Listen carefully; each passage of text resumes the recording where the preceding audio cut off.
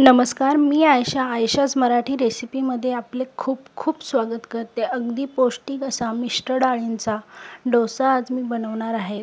तो तुम्ही चटणीसोबत खायला सर्व करू शकता। त्यासाठी मी अर्धा कप तांदूळ घेतलेले आहे। तांदूळ नसले तर कणी घेतली तरी चालेल आणि 1/4 कप उडीद डाळ, त्याच मापाने 1/4 कप चणा डाळ घेतली, 1/4 कप मसूर डाळ, 1/4 कप मूग डाळ, असे ह्या सर्व डाळी घेतल्या आहेत। आता ह्या छान मी एका पाण्याने धुवून घेणार आहे। धुवून झाल्यावर 5 ते 7 तास मी ह्या भिजवून घेणार आहे। 7 तासानंतर हे व्यवस्थित भिजून जातात। आता ह्याचं मिक्सरमध्ये पेस्ट करून घेणार आहे। अगदी स्मूथ पेस्ट करायची। आधी मी फिरवून घेतलं मिक्सरमध्ये। आता यामध्ये 1 वाटी पाणी घालून मी एकदम स्मूथ अशी पेस्ट करणार आहे। जशी डोशाला लागते त्या पद्धतीने पेस्ट करून घ्यायची।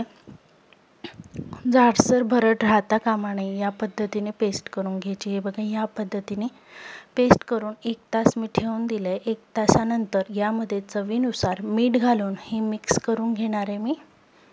आणि आता ह्याची कन्सिस्टन्सी थोडी घट्ट झाली आहे 1 तास भिजल्यानंतर। आता यामध्ये थोडंसं पाणी घालून थोडी पातळ अशी डोशाला जसं बॅटर लागतं त्या पद्धतीने बनवून घ्यायचे। हे तुम्ही बघू शकता।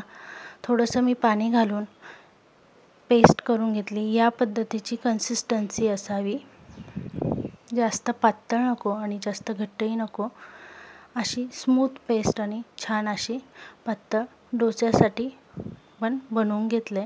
आता इथे मी तवा गरम करून घेतला आहे, त्याला तेलाने छान ग्रीस करून घेतले। तवा गरम झाल्यावर मध्यम आचेवरती मी हा डोसाचं पीठ ह्यावर घालून असं पळीच्या साहाय्याने किंवा वाटीच्या साहाय्यानेही तुम्ही असं स्प्रेड करून घेते आहे।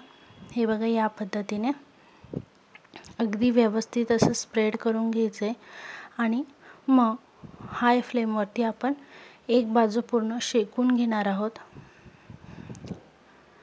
मध्यम आचेवर असताना आपण हे टाकून घेतो आणि नंतर हाय फ्लेमवरती आपण व्यवस्थित शेकून घ्यायचं आहे। मग थोडंसं साईडने तेल लावून घेते आहे मी, जेणेकरून आपण ज्यावेळेस पलटी करू डोस्याला तो चिटकणार नाही या दृष्टीने। हे बघा, एका साईडने संपूर्ण शेकल्यानंतर आता आपण पलटी करून घेणार आहोत। तेल थोडंसं मी घालून घेतलं आहे आणि आता दुसऱ्या साईडने व्यवस्थित आपण भाजून घेणार आहे। अशी छान जाळीदार डोसा तयार होतो आणि लहान मुलांसाठी अतिशय उत्तम असा हा तुम्ही डोसा बनवू शकता। आणि नाश्त्याला तुम्हाला देखील छान असा मिश्र डाळींचा पौष्टिक डोसा, कमी तेलकट आणि व्यवस्थित असा बनतो। तुम्ही बघू शकता, हा डोसा तुम्ही नारळाची जी चटणी असते खोबऱ्याची, ओल्या खोबऱ्याची, त्यासोबत खायला सर्व करू शकता। तुम्हाला ही रेसिपी कशी वाटली याबद्दल मला नक्की कमेंट करा। आवडली असेल तर नक्की लाईक करा।